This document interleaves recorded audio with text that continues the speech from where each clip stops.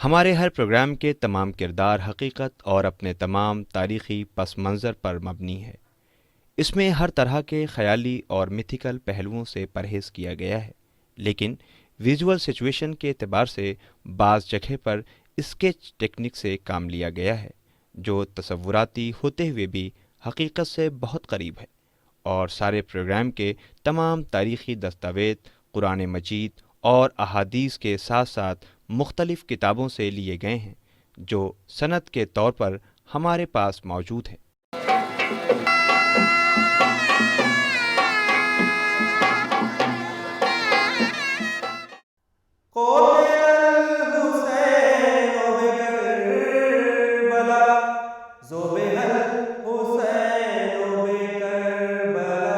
شاہان اودھ اور عزاداری۔ حسین ابن علی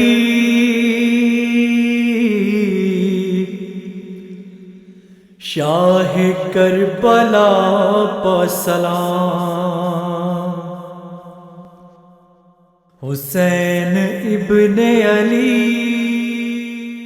شاہ است حسین بادشاہ است حسین، دی است حسین دی پناہ است حسین، سردات ندات دست در دست یزید، حقا کے بنا لا الہ است حسین۔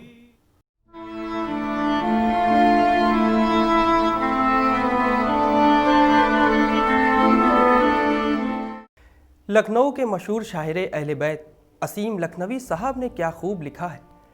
یزیدوں سے کہہ دو کہ گزریں سنبھل کر، رواں ہے یہاں آنسوؤں کا سمندر، کہیں آ نہ جائے بھور میں مقدر، یہ ہے لکھنؤ مرکز ذکر سرور، اسے لوگ شہر عزا کہہ رہے ہیں۔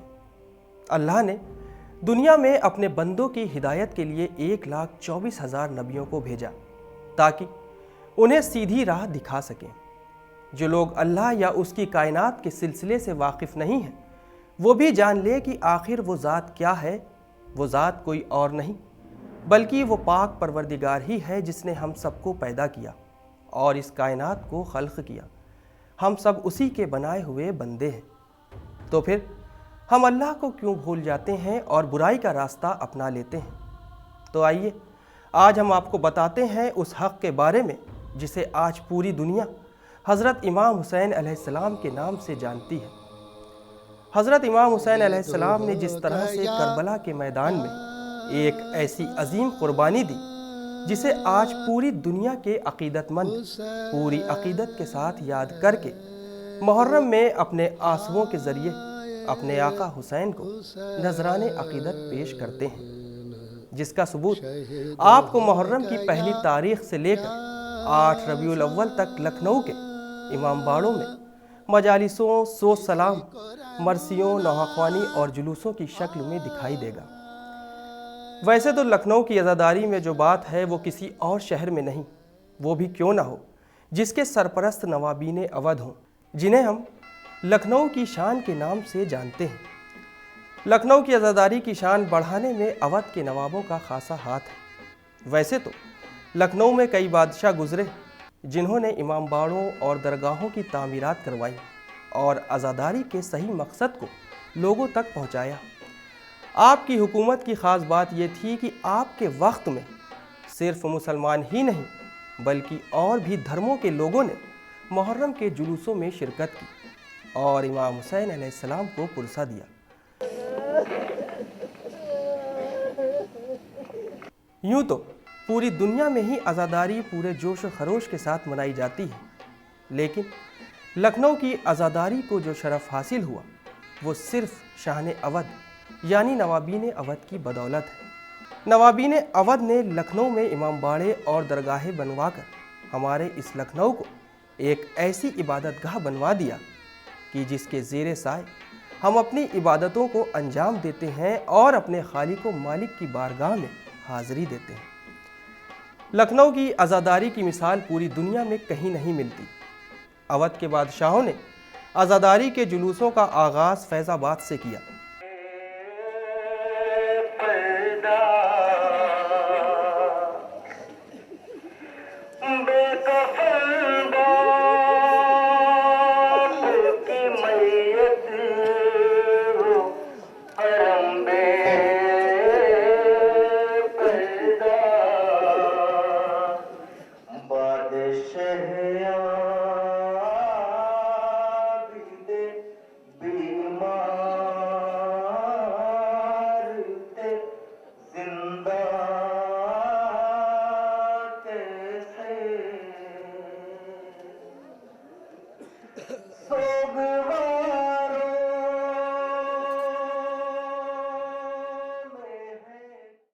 फैज़ आबाद में आज़ादारी पूरे जोश व खरोश से मनाई जाने लगी और सभी धर्म के लोगों ने बढ़ चढ़ कर हिस्सा लिया।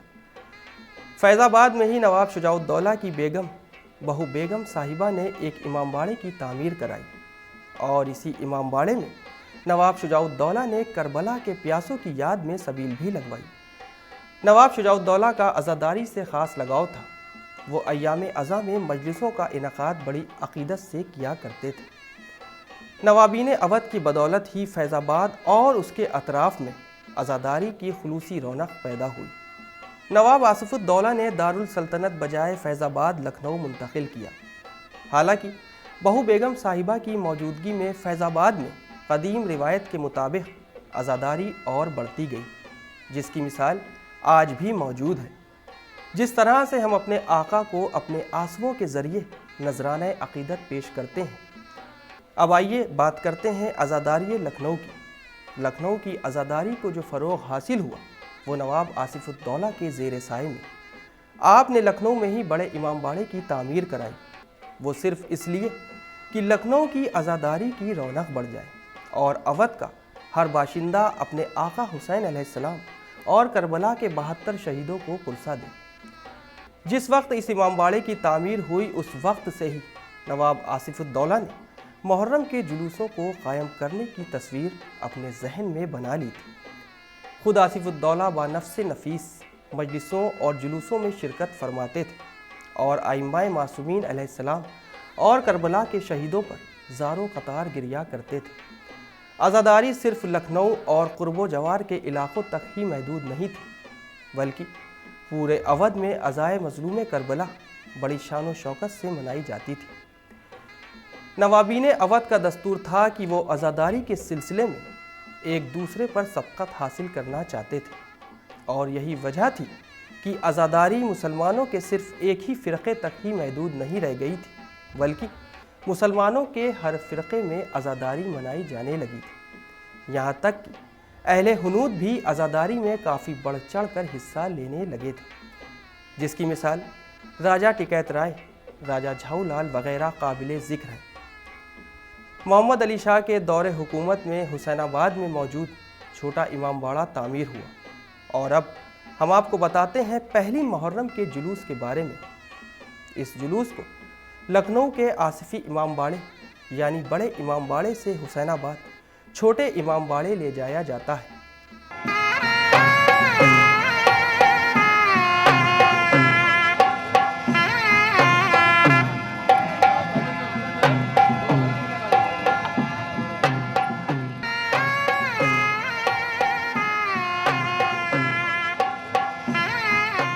जिसे शाही ज़री के जुलूस के नाम से जाना जाता है। आसिफी इमामबाड़े से निकलने वाला शाही ज़री का जुलूस, जिसमें काफ़ी तादाद में लोग मौजूद होकर अपने आका हुसैन को पुरसा देते हैं। इस जुलूस की ख़ास बात यह है कि इसमें सिर्फ लखनऊ की ही आवाम नहीं होती, बल्कि और दूसरे शहरों के लोग भी इसमें बढ़ चढ़ कर हिस्सा लेते हैं। शाही ज़री का जुलूस आसिफी इमामबाड़े से बरामद होकर चौक लाजपत नगर होते हुए हुसैनाबाद इमामबाड़े आता है, जिसे हम छोटे इमामबाड़े के नाम से जानते हैं। इस जुलूस में हाथी, ऊंट और सभी तरह के बैंड जो अलग अलग नौहे की धुन गुनगुनाते हुए आगे बढ़ते दिखाई पड़ते हैं। हालांकि इस जुलूस का आगाज़ काले बैनर और झंडियों से किया जाता है। यहाँ पर हमें जोश साहब का वो शेर याद आता है, इंसान को बेदार तो हो लेने दो, हर कौम पुकारेगी हमारे हैं हुसैन। इस जुलूस का आगाज़ मजलिस अज़ा से होता है। मजलिस अज़ा के फ़ौरन बाद अंजुमन नौहाख्वानी और सीना ज़नी करती हैं और तकरीबन 6 बजे जुलूस की शुरुआत होती है। इस जुलूस में सबसे आगे जो बैनर नज़र आता है वो हुसैनाबाद ट्रस्ट का होता है। वहीं काले रंग की झंडियाँ लोगों के हाथ में नज़र आती हैं। छोटे छोटे बच्चों के सिर पर खाली कूज़े होते हैं जो हाय प्यास की सदा बुलंद करते आगे बढ़ते हैं और उसके पीछे लोगों में तबर्रुक तकसीम होता दिखाई पड़ता है। شاہی زری کا جلوس کافی شان و شوکت یعنی پورے شاہی انداز میں نکالا جاتا ہے۔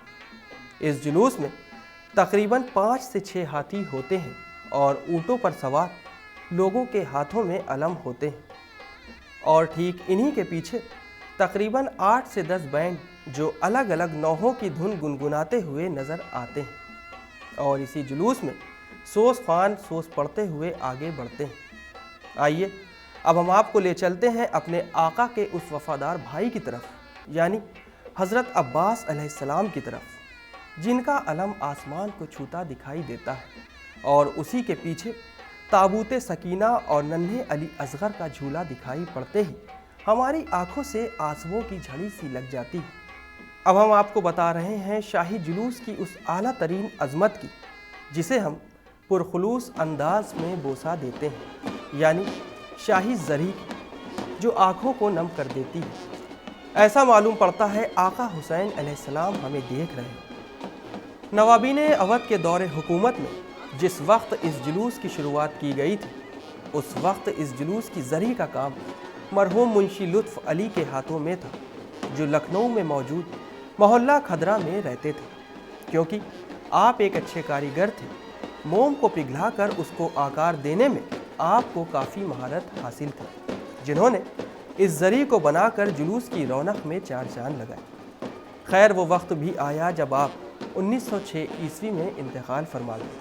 اس کے بعد آپ کے بیٹے منشی مختار احمد نے زری کے کام کو انجام دیا۔ آپ کے انتقال فرمانے کے بعد منشی عزیز احمد، جو منشی مختار احمد کے بیٹے ہیں، وہ بھی پوری ذمہ داری سے زری کے کام کو مکمل کرتے رہے، اور اب آج کے کاریگروں سے شاہی زری کا کام کروایا جاتا ہے، اور اس طرح سے جلوس کو تمام شیعان حیدر کرار پرخلوص انداز میں بڑے امام باڑے سے چھوٹے امام باڑے حسین آباد لے کر جاتے ہیں۔ پورے محرم ان دونوں ہی امام باڑوں میں مجالسوں کا انعقاد ہوتا ہے۔ ہم نے آپ کو پہلی کے جلوس کے بارے میں بتایا، آئیے اب ہم آپ کو مہندی کے جلوس کے بارے میں بھی آشنا کرتے ہیں۔ جس طرح سے ہم شاہی زری کے جلوس کو بڑے امام باڑے سے چھوٹے امام باڑے حسین آباد لے کر جاتے ہیں، ٹھیک اسی طرح سے مہندی کے جلوس کو بھی ہم آصفی امام باڑے سے چھوٹا امام باڑہ حسین آباد لے کر جاتے ہیں، اور اس جلوس کو بھی شاہی انداز میں اسی طرح سے لے کر جاتے ہیں جس طرح سے شاہی زری کا جلوس ہوتا ہے۔ اس جلوس کو حضرت قاسم علیہ السلام کی یاد میں نکالا جاتا ہے۔ اس جلوس میں بھی ہاتھی، اونٹ، بینڈ وغیرہ سبھی ہوتے ہیں، اور اسی انداز میں انجمن نوحہ خوانی اور سینہ زنی کرتی نظر آتی ہیں۔ کیا قیامت ہے لوگوں بتاؤ، میرے قاسم کی آتی ہے مہندی، کب کہا تھا کہ تم پانی لاؤ، کب کہا تھا کہ تم پانی لاؤ، کب کہا تھا کہ تم رن کو جاؤ۔ یہ پروگرام بدستور آج بھی اسی ڈھنگ سے جاری ہے جس ڈھنگ سے نوابین اودھ نے شروع کیا تھا۔ آخری تاجدار اودھ نواب واجد علی شاہ کے دور حکومت میں عزاداری کو اس درجہ عروج ملا کہ ہر گھر کربلا بن گیا، گھروں میں عزاخانے سجائے جانے لگے اور مجلسوں کا انعقاد کیا جانے لگا۔ آج اگر ہم پوری دنیا کا معائنہ کریں، جو شرف لکھنؤ کو حاصل ہے وہ کسی اور شہر میں نہیں ملتا۔ پوری دنیا میں محرم منایا جاتا ہے، کہیں 10 دن، کہیں 12 دن تو کہیں 13 دن، لیکن پورے 2.25 مہینے کا شرف جو ہمارے لکھنؤ کو ملا ہے وہ کسی اور شہر کو نہیں ملا۔ ہم اپنے آقا حسین علیہ السلام کا غم مناتے ہیں، لکھنؤ کی عزاداری کی پوری دنیا میں مثال نہیں ملتی۔ آج بھی اسی شان و شوکت سے عزاداری ہوتی ہے۔ محرم کا چاند نمودار ہوتے ہی ہماری آنکھوں سے اشک رواں ہونے لگتے ہیں۔ امام باڑوں اور بارگاہوں میں مجالسوں کا سلسلہ شروع ہو جاتا ہے، جس میں بغیر مذہب و ملت ہر مذہب کے لوگ ہزاروں کی تعداد میں صبح سے شام تک مجلسوں میں شرکت کرتے ہیں۔ ان مجلسوں کو ذاکرین، شورا اور مرثیہ خوان خطاب کرتے ہیں۔ اسی طرح سے مجلسوں اور نوحوں کا یہ سلسلہ 1 محرم سے شروع ہو کر 8 ربیع الاول تک جاری رہتا ہے۔ سلطنت اودھ میں عزاداری جس عقیدت اور احترام سے منائی جاتی تھی اس کے اثرات پورے ہندوستان میں دکھائی دیتے ہیں۔ آپ کو معلوم ہونا چاہیے کہ ہندوستان کے ہر حصے سے عقیدت مند لکھنؤ کی عزاداری میں شرکت کرنے آج بھی آتے ہیں۔ ایام ازاں میں ایسا محسوس ہوتا ہے کہ مانو کربلا اٹھ کر لکھنؤ آ گئی ہے۔ ایسا محسوس ہونا فطری بات ہے، کیونکہ سرزمین لکھنؤ پر تمام روضوں کی تعمیر ہمارے شاہن اودھ کی ہی دین ہے، وہ حضرت عباس علیہ السلام کی درگاہ ہو یا پھر شہزادی کونین سلام اللہ علیہ کا روضہ۔ بہرحال لکھنؤ کربلا کا مکمل نقشہ ہے۔ کیا آپ نے کبھی یہ جاننے کی کوشش کی کہ آخر لکھنؤ میں اتنی عبادت کی کیا وجہ ہے؟ بس اتنا سمجھ لیجئے کہ ہم خوش نصیب ہیں کہ ہمیں وہ شرف حاصل ہے جو کسی کو حاصل نہیں۔ ہم ایک ایسی زمین پر پیدا ہوئے کہ جس کی دوسری مثال نہیں ملتی۔ ہم لکھنؤ میں رہ کر اپنی عبادتوں کو اس طرح انجام دیں کہ پاک پروردگار انہیں قبول کرے اور ہمارے گناہوں کو بخش دے۔ آئیے اب ہم آپ کو لے کر چلتے ہیں 8 محرم کے جلوس میں، جسے ہم جلوس فاتح فرات کے نام سے جانتے ہیں۔ اس جلوس کا انعقاد مجلس عزا سے کرتے ہیں۔ بعد مجلس ہم اس جلوس میں شرکت کر اپنے آقا حضرت عباس علیہ السلام کے علم مبارک کو لکھنؤ کے بڑے امام باڑے سے کچھ ہی دوری پر موجود جب ہم پکے پل کی جانب بڑھتے ہیں تو ہمیں ایک مسجد نظر آتی ہے جسے ہم دریا والی مسجد کے نام سے جانتے ہیں۔ اسی مسجد سے ہم حضرت عباس علیہ السلام کے علم مبارک کو لے کر چلتے ہیں۔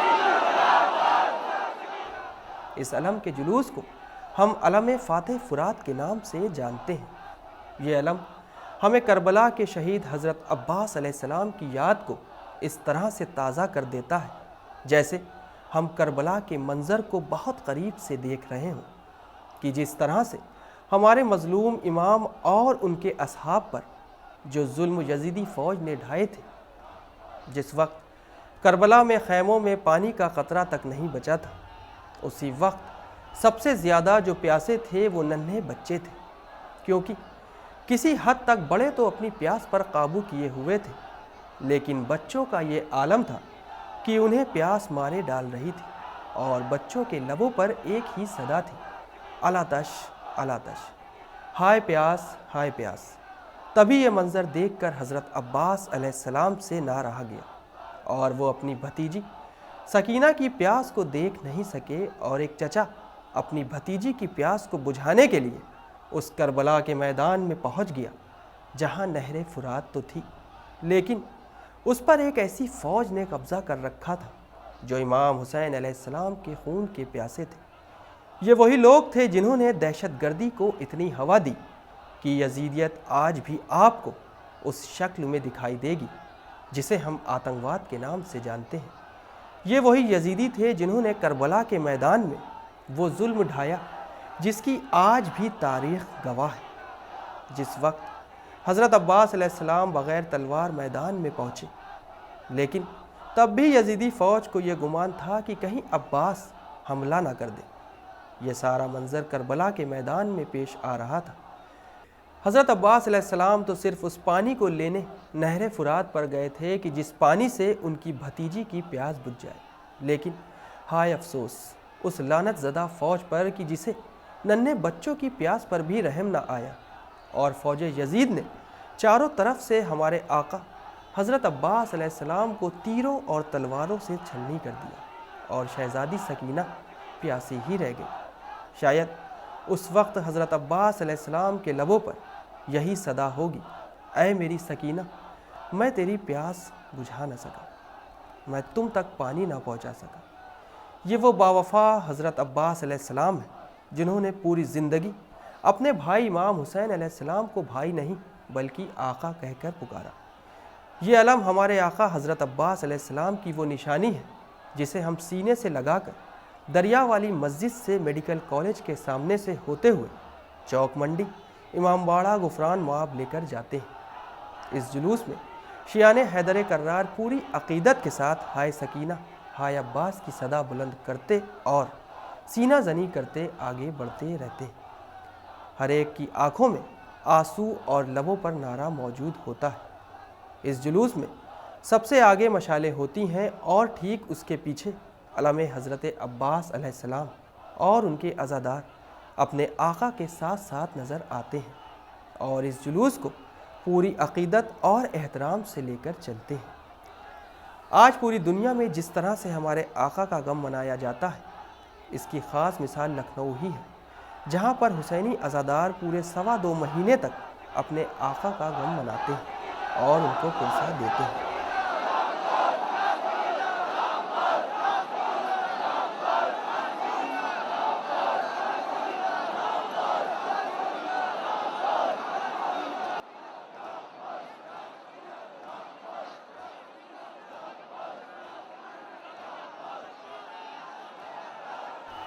ناظرین، اب ہم آپ کو اس جلوس کے بارے میں بتانا چاہتے ہیں جسے ہم 9 محرم یعنی شب عاشور کا جلوس کہتے ہیں۔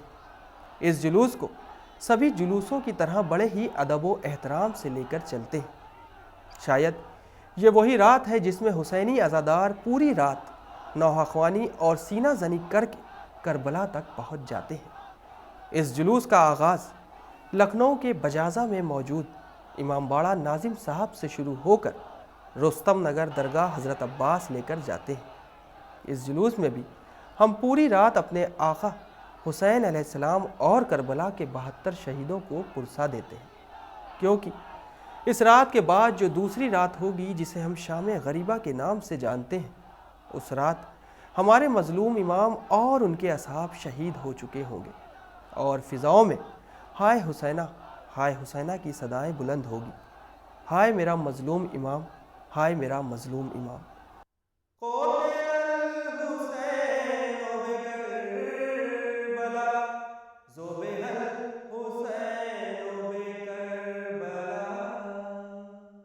10 محرم حسینی عزادار اپنے آقا حسین علیہ السلام کو پرسہ دے رہے ہیں۔ ہر ایک چاہنے والے کے لب پر ایک صدا ہے، بچے جو اگلے برس ہم ہیں اور یہ غم ہے، جو چل بسے تو اپنا سلام آخر ہے۔ امام حسین علیہ السلام نے کربلا کے میدان میں عظیم قربانی دے کر دنیا کو یہ دکھا دیا کہ کبھی باطل کا ساتھ مت دینا، ہمیشہ حق کا ساتھ دینا، حق بات بولنا، انسانیت کا سر بلند کرنا اور مظلوم کا ہمیشہ ساتھ دینا۔ آج پوری دنیا ہمارے آقا حسین علیہ السلام کا غم جس جوش و خروش کے ساتھ مناتی آ رہی ہے، یہ صدا پچھلے 1400 سالوں سے آسمان اور فضاؤں میں گونج رہی ہے۔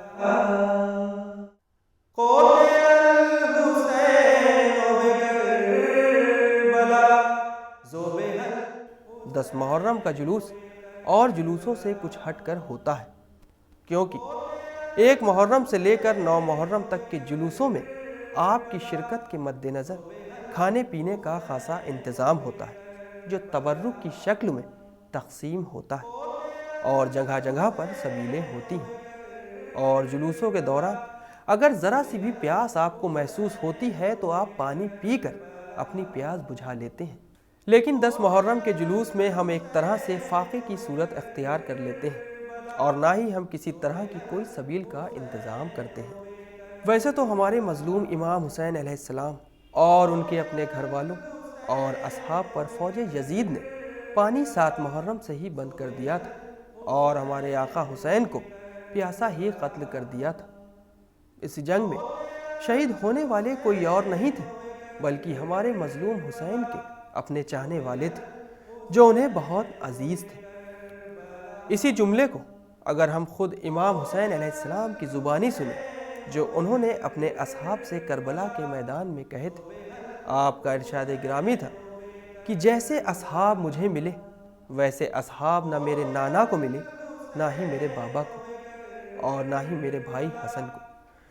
حضرت امام حسین علیہ السلام نے تو اپنا سر راہ حق میں کٹوا دیا اور اللہ سے کیا ہوا وعدہ بھی پورا کر دیا اور اپنی قربانی دے کر پوری امت کو بچا لیا، لیکن کیا آج ہم ان کی قربانی کو بھول جائیں؟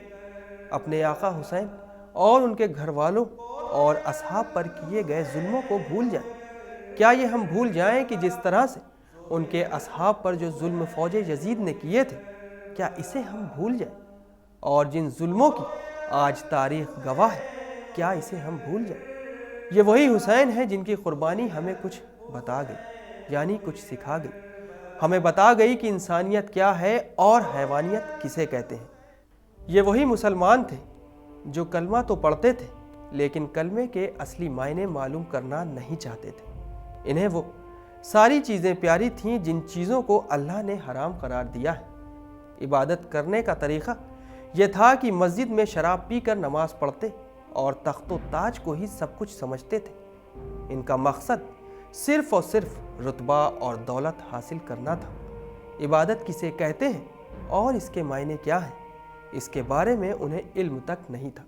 حضرت امام حسین علیہ السلام نے جس طرح سے اپنی قربانی دے کر کلمے کو زندہ رکھا اور اپنا سر سجدے میں قلم کروا دیا اور نماز کو بچا لیا۔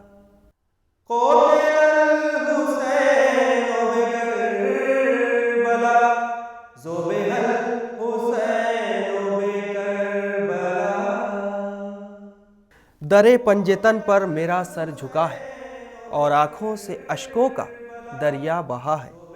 میرے دل میں یاد شہ کربلا ہے، عصیم اپنے مولا سے جو کچھ ملا ہے، اسے لوگ شہ کی عطا کہہ رہے ہیں۔